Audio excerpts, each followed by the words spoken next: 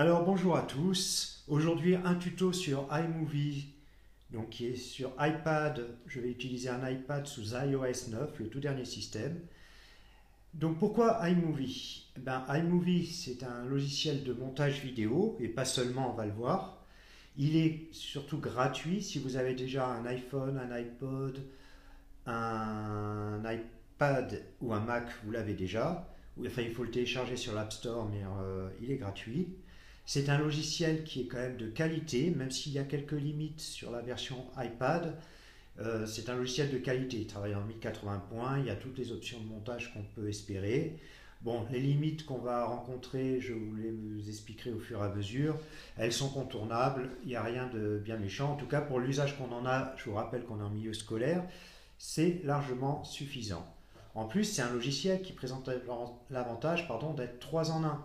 C'est-à-dire qu'il peut gérer la captation vidéo ou sonore, il peut bien sûr réaliser le montage et il peut aussi diffuser le montage sur les plateformes vidéo habituelles sur Internet.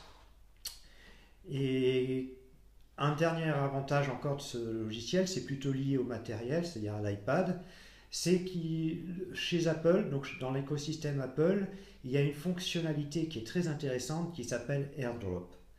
AirDrop permet d'échanger entre différents appareils des fichiers et c'est très rapide comme solution. C'est sans fil et très rapide. Et donc dans le cas des fichiers vidéo qui sont volumineux, l'échange est quasi instantané. Donc c'est plus pratique que les transferts par câble, par clé USB, etc. On gagne un temps précieux quand on travaille avec AirDrop.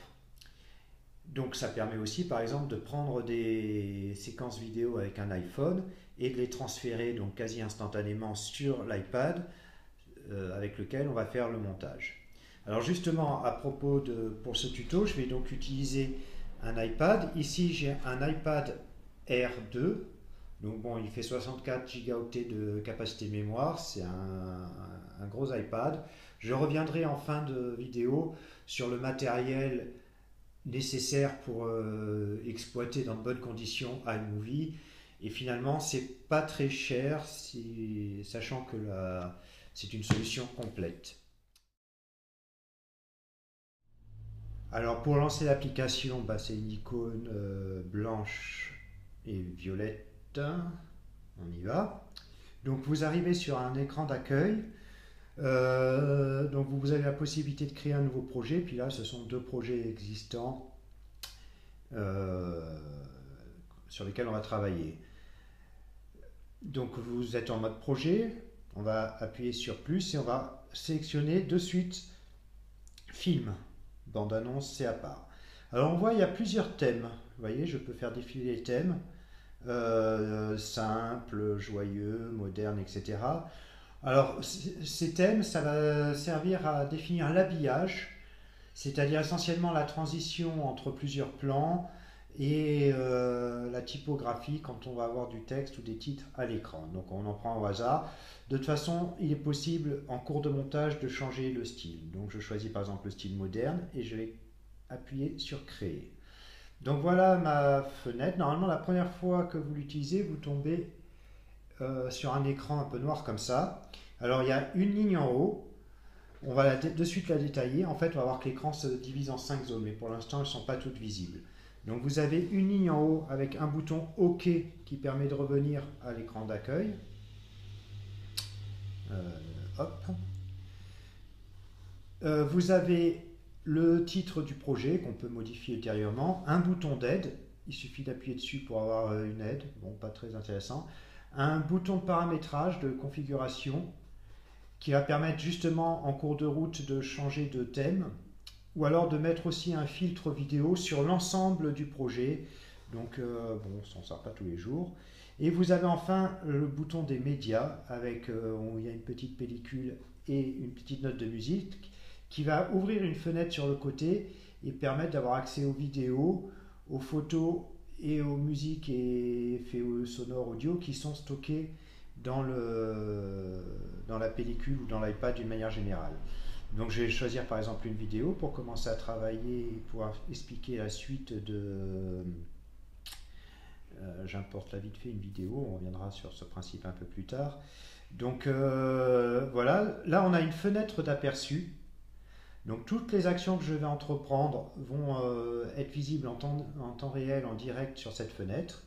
Et là, ce que je suis en train de remuer, c'est la timeline, c'est-à-dire que le fichier, l'extrait vidéo que j'ai importé s'est mis sur cette fenêtre-là, où je peux régler, défiler dans le temps sur ma vidéo. Je peux agrandir par pincement. Alors attendez, ça n'a pas l'air de marcher super. J'ai peut-être pas assez de... Ah oui, hop, je sélectionne. Je peux agrandir ma timeline ou par pincement la rétrécir ou l'agrandir, ça permet de gagner en précision. Et lorsque je sélectionne un extrait vidéo, voilà, il apparaît en jaune et j'ai un menu contextuel qui apparaît sur la ligne en bas qui va permettre plusieurs actions concernant l'extrait vidéo qui est sur la timeline. Donc pour récapituler, là tout est complet. On a à l'écran une ligne en haut qui permet quelques réglages et de naviguer au sein de l'application. Une grosse fenêtre d'aperçu, une fenêtre qui va permettre de sélectionner les médias qu'on va importer dans la timeline. La timeline, c'est la ligne du temps. C'est ici qu'on va réellement opérer notre montage. Et enfin, des menus contextuels qui apparaissent sur les lignes en bas.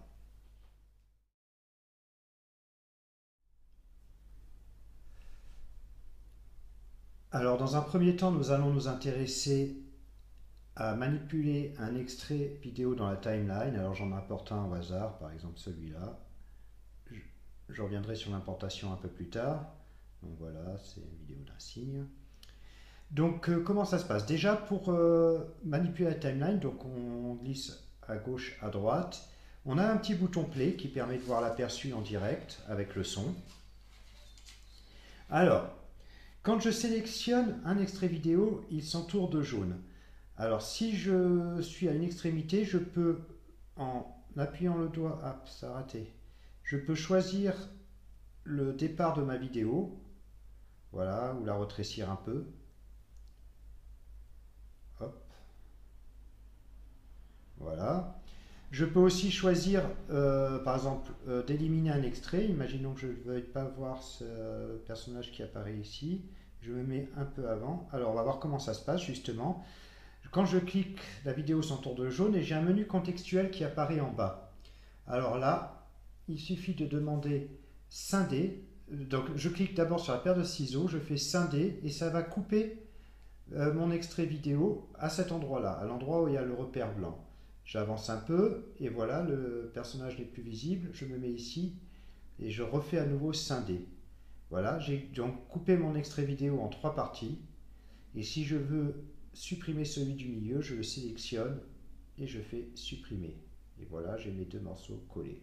Voilà, ça fait une transition qui n'est pas géniale, on y reviendra. Qu'est-ce qu'on peut faire aussi? On peut ajouter du texte.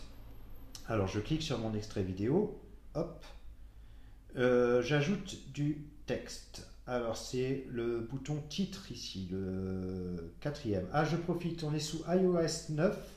Une nouveauté, c'est que le menu contextuel apparaît en bas au milieu. Sous iOS 8, vous aviez une partie du menu à gauche et une partie à droite. Ça ne change pas grand-chose, hein. Les options sont les mêmes. Donc je clique sur texte et là apparaît différentes options, donc aucun texte. Là, le titre apparaît ici en bas, le titre apparaît au milieu. Donc, une fois que vous avez choisi votre texte, alors juste une petite info, quand on est ici, je vais mettre par exemple mode début, on peut choisir le style. En fait, le style du titrage est en fonction du thème choisi. Par exemple, je vais le mettre ici, c'est très joli.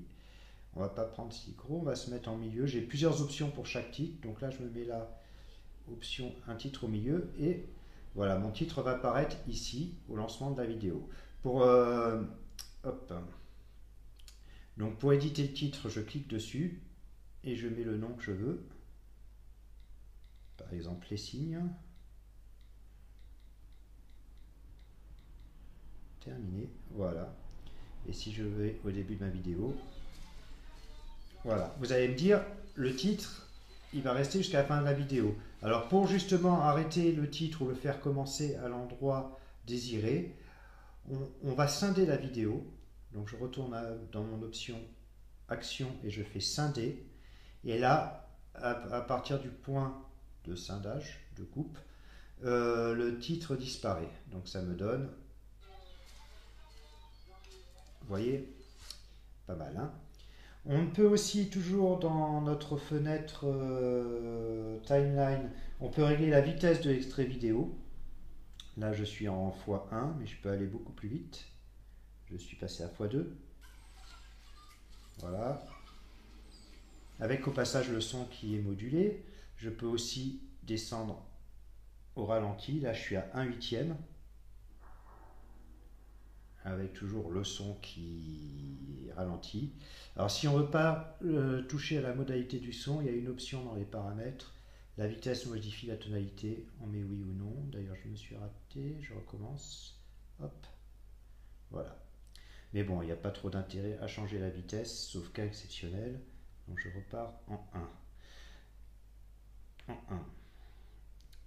Alors je peux aussi régler le volume de la piste sonore. Donc par exemple là j'ai des bruits de fond. Je peux les éliminer en mettant sur 0. Ou alors aussi, hop, je peux les augmenter si je les entends pas assez, imaginons. Je vais revenir à 100. Voilà. Je peux directement les éliminer en cliquant aussi sur ce petit bouton bleu. Hop, j'élimine la bande son pour toute la vidéo. Qu'est-ce qu'on a encore? Je peux donc... ah oui, et dernière option accessible à partir de ce menu contextuel dans la timeline, je peux rajouter un filtre vidéo sur l'extrait sélectionné. Donc ça peut, bon là il n'y en a aucun, mais je peux avoir par exemple un effet noir et blanc, film ancien. Qu'est-ce que j'ai? Des effets un peu des vieilles caméras. Donc on a plusieurs options qui tiennent plus du gadget, il faut le dire, hein. Donc, donc on n'a plus besoin, je reviens à la partie action. On peut évidemment aussi supprimer un extrait qui ne nous intéresserait pas. Par exemple, on l'a vu tout à l'heure pour supprimer un personnage. Je clique sur, à ce moment-là, j'appuie sur la petite corbeille en bas à droite.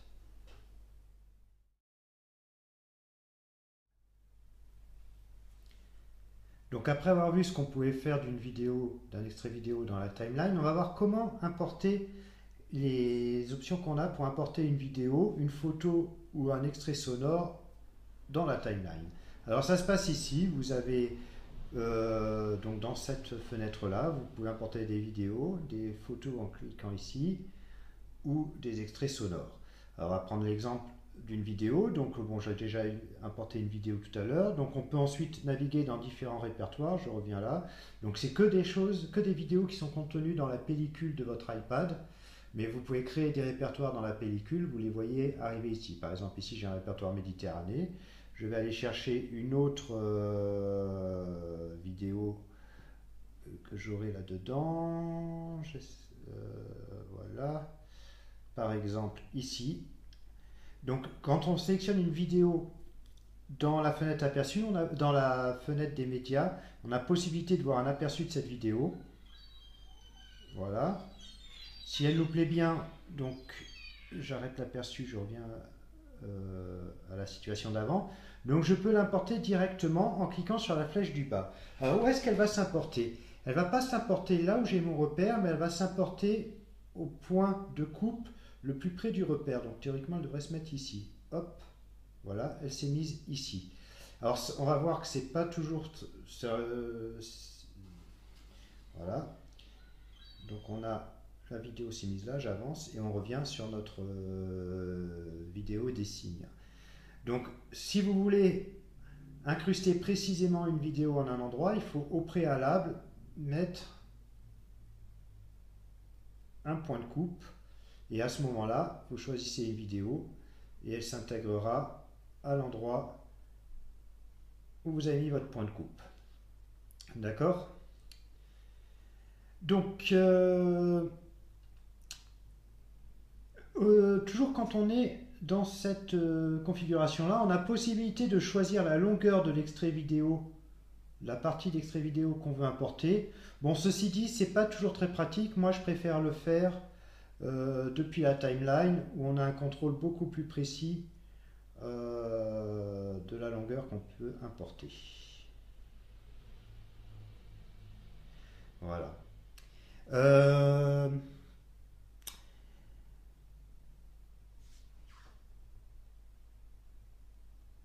Une fois que la vidéo est importée dans la timeline, on a possibilité, en cliquant sur la petite loupe ici, dans l'aperçu, de recadrer notre vidéo.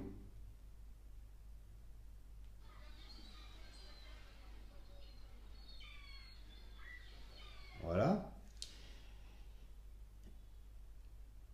Alors je reviens 2 secondes ici. Quand on a sélectionné dans la fenêtre des médias un extrait vidéo, on peut cliquer sur les 3 petits points, ça va nous ouvrir un deuxième menu. On peut choisir de n'importer que la piste audio. Boum, là ça m'a importé que la piste audio.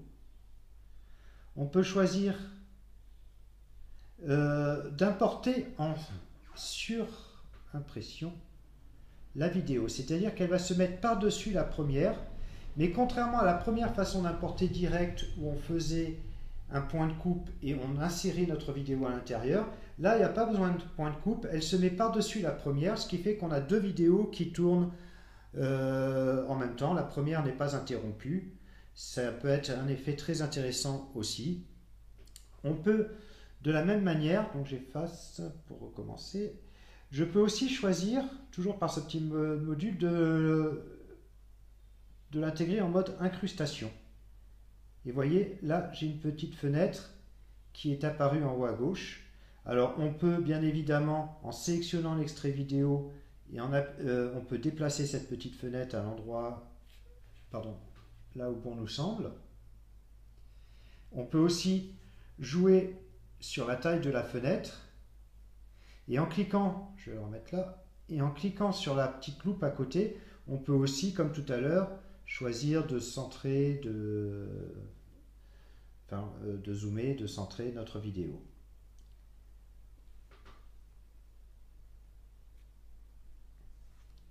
On a aussi, dernière possibilité, donc j'efface pour recommencer, toujours dans ce petit menu, on a aussi possibilité d'insérer la vidéo en split, c'est-à-dire en écran coupé. Et alors là, vous voyez, ça s'est positionné, l'écran est coupé en 2 horizontalement, une partie de la vidéo incrustée est sur la droite. Je peux évidemment choisir, en sélectionnant ici, le type d'incrustation après coup. Donc là, c'était l'oiseau est à droite, les cils sont à gauche, mais je peux faire l'inverse. Hop. Je peux aussi faire un split vertical dans un sens ou dans l'autre. Et même à partir de ce menu-là, incrustation, revenir à un mode incrustation. Voilà pour ce qui est de l'importation des vidéos. Donc pour l'importation des photos, c'est un peu le même principe, sauf que l'imitation dans iMovie iOS, on ne peut importer des photos que...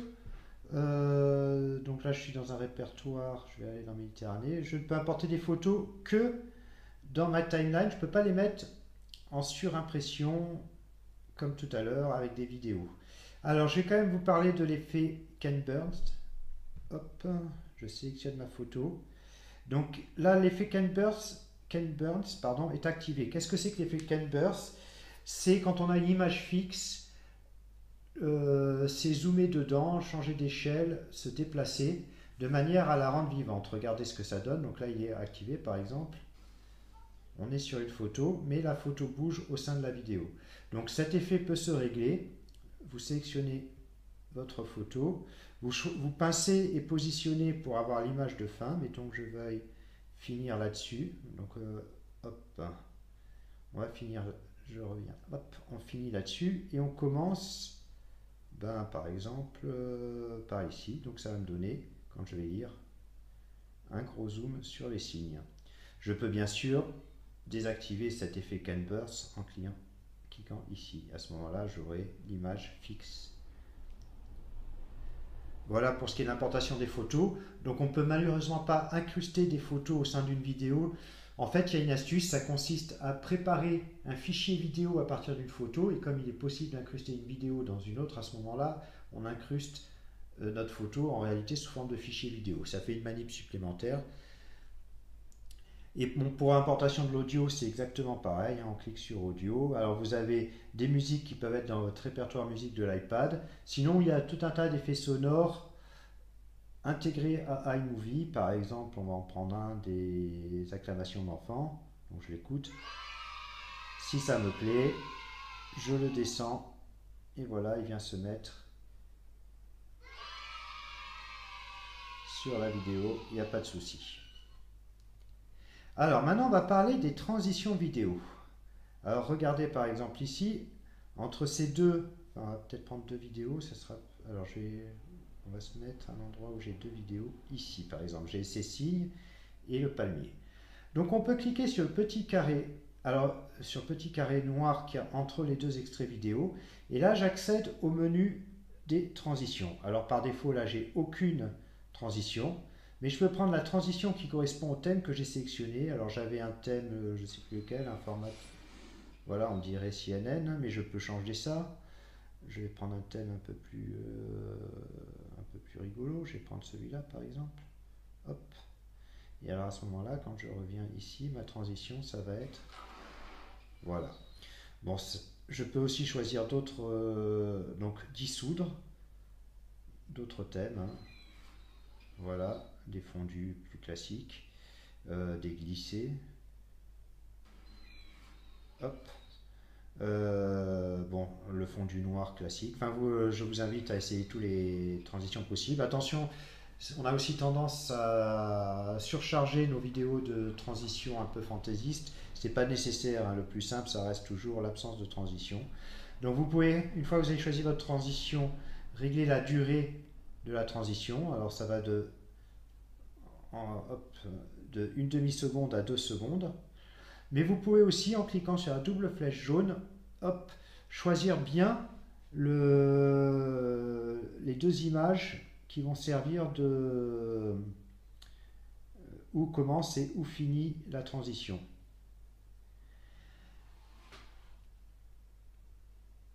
Et enfin, dernière petite chose qu'on peut faire, c'est directement à l'aide de ces deux boutons, introduire un enregistrement sonore.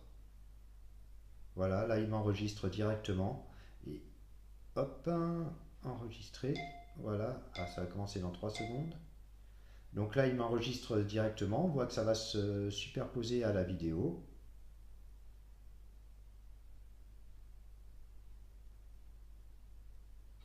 Donc là il m'enregistre directement, on voit que ça va se superposer à la vidéo. Et de même, il est possible de prendre des extraits photos ou vidéos et de les rajouter directement sur la timeline.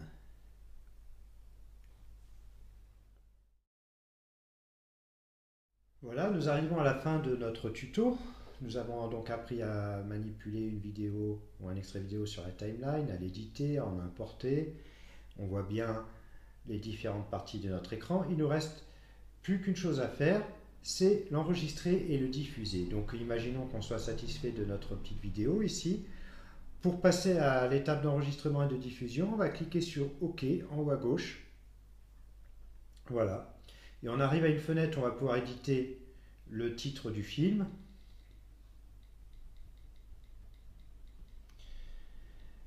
On va pouvoir remodifier, c'est-à-dire retomber dans la fenêtre d'édition. C'est pas nécessairement ce que je veux faire là. Donc modifier. Et là j'ai des options. Alors je peux trois petites choses. Je peux jeter mon film, c'est pas l'objectif. Je peux le lire en plein écran. C'est pas non plus l'objectif à ce moment-là. Donc il reste le bouton de partage de iOS. On reconnaît le petit carré avec la petite flèche. Quand je clique dessus, j'ai plusieurs possibilités. Donc la première chose à faire, c'est enregistrer la vidéo. Donc vous avez plusieurs choix possibles de qualité, hein. Je ne sais pas si vous voyez bien à l'écran, moyen 360 points, large, HD, HD 1080 points. Si vous avez travaillé avec des extraits vidéo en 4K, c'est-à-dire 2160 points, vous pouvez aussi enregistrer en 2160 points, c'est très intéressant. Donc vous choisissez votre taille et ça exporte la vidéo dans votre pellicule. Ça l'enregistre, ça la conserve. Dans votre photothèque maintenant, ça s'appelle. Mais vous pouvez aussi, toujours à partir du même bouton, l'exporter vers les médias les plateformes vidéo les plus connues. Hein. Là, j'ai Vimeo. Il faut souvent avoir installé l'application quand même, c'est préférable avant. Donc Facebook, YouTube, Vimeo. Je vais prendre par exemple l'exemple de YouTube. Donc c'est pareil, vous choisissez un titre, une description facultative, une catégorie, des mots-clés, la taille que vous souhaitez. Donc si vous avez une bonne liaison Internet et que vous avez travaillé en 1080 points, sauvegardez-la sur YouTube en 1080 points. Après, le lecteur s'adapte en fonction de la vitesse de connexion des abonnés. Si vous voulez qu'elle soit publiée, non répertoriée, ou publique, ou privée, etc. Donc voilà, il suffit de faire partager et la mise en place sur YouTube va commencer, ce qui est assez long, je ne vais pas le lancer ici. Donc ceci dit, c'est peut-être plus pratique de publier ces vidéos directement à partir de YouTube, à partir de l'application YouTube, vous avez plus de souplesse pour contrôler les petites options, les choses comme ça. Alors voilà, nous avons appris à utiliser iMovie. Donc avec un peu d'expérience, dès que vous aurez pris l'habitude, vous verrez, c'est très simple de réaliser des vidéos en toutes circonstances, très simplement avec juste une tablette et rien d'autre. C'est-à-dire pas d'ordinateur compliqué à transporter, même avec si ce sont des portables. Pas de transfert de fichiers entre plusieurs appareils par câble ou par clé USB, ce qui est en général très long et fastidieux. Pas de conversion de fichiers non plus, c'est-à-dire que vous travaillez nativement en Full HD, MP4 et sans même le savoir. Et vous n'avez même pas besoin finalement d'ADSL pour mettre en ligne votre vidéo si votre tablette est déjà une 4G ou alors si vous disposez dans la poche d'un téléphone 3G ou 4G qui peut partager sa liaison Internet. Donc on se passe de tout un tas de matériel devenu obsolète. Alors bon, il y a quand même quelques limites là, propres à iMovie, c'est-à-dire, bon, on les a vues, l'histoire des textes qu'on ne peut pas trop modifier, l'incrustation de photos qui pose quelquefois des problèmes, quoique ça c'est contournable en transformant en préalable les photos en vidéo, mais c'est une autre histoire. Il y a eu aussi une limite qu'on n'a pas vue là dans cette vidéo, mais que vous pourrez rencontrer assez facilement, c'est que iMovie ne gère pas le fond vert. Du moins, iMovie dans sa version iPad ou iOS ne gère pas les fonds verts. Dans la version Macintosh, ça les gère. Hein. Donc bon, ce sont quelques limites pas bien méchantes qu'on peut contourner, et en tout cas dans le cadre scolaire, on s'en rend même pas compte. Alors, vous avez dû vous rendre compte que j'ai parlé iMovie, iPad, iOS, iPhone. Donc je ne suis pas un représentant de chez Apple. Hein. C'est juste que on ne trouve pas ça malheureusement pour l'instant sur le principal concurrent que sont les tablettes Android. Hein. Parce qu'en effet, il n'y a pas d'application vidéo gratuite sous Android. Il y en a des payantes qui sont très bien, hein, qu'on retrouve d'ailleurs aussi sur iPad, du style Pinnacle par exemple, pour ne citer que cela. Mais bon, c'est payant. Faut aussi, il n'y a pas le système très pratique d'échange de fichiers AirDrop, donc qui est à la fois rapide, quasi instantané, et qui permet l'échange de très gros fichiers, sans fil, sans rien. Pour échanger des fichiers entre deux appareils Android, vous êtes plutôt obligé, enfin des fichiers vidéo, donc des fichiers lourds, vous êtes obligé de passer par des cartes micro SD, c'est assez contraignant. Aussi, malheureusement, les tablettes Android sont souvent des premiers prix et les objectifs intégrés à ces tablettes ne sont pas de très bonne qualité, ce qui fait que les vidéos sont souvent de mauvaise qualité, ce qui est dommage au moment de la captation déjà de travailler sur de la mauvaise qualité. Alors que, sans vouloir faire de publicité, les objectifs sur iPhone, iPad, etc. sont en général de très bonne facture. Alors, à propos de l'iPad, justement, donc quel modèle choisir? Là, je vous ai montré, je vous ai fait le tuto avec un iPad assez cher, hein, l'iPad Air 2, avec 64 Go, mais un simple iPad mini avec 16 Go de mémoire suffit. Même, j'allais dire, un iPhone ou un iPod Touch permet aussi, avec 16 Go, d'utiliser souplement iMovie. Bon, ceci dit, je vous conseille plutôt de vous tourner vers une version à 32 gigaoctets de manière à avoir un peu plus de souplesse et faire des vidéos plus longues éventuellement, c'est-à-dire accumuler plus d'extraits, de rush. Et, pardon, et donc aussi plutôt un iPad mini de manière à avoir quand même une bonne taille d'écran pour bien contrôler son montage. C'est pour ça que je pense qu'un très bon compromis en milieu scolaire, c'est l'iPad mini 2 qui est en tarif éducation nationale et aux alentours de 330 € et qui suffit pour faire du montage vidéo et de la diffusion de qualité. Voilà, bah, je vous remercie de m'avoir écouté. Dans une future vidéo, on fera quand même la jonction entre le matériel Android et les caméscopes et iMovie, c'est-à-dire qu'on apprendra à intégrer dans iMovie des vidéos qui viennent d'appareils non Apple. Ça fera l'objet d'une prochaine vidéo. Voilà, je vous remercie de votre attention et je vous dis à bientôt.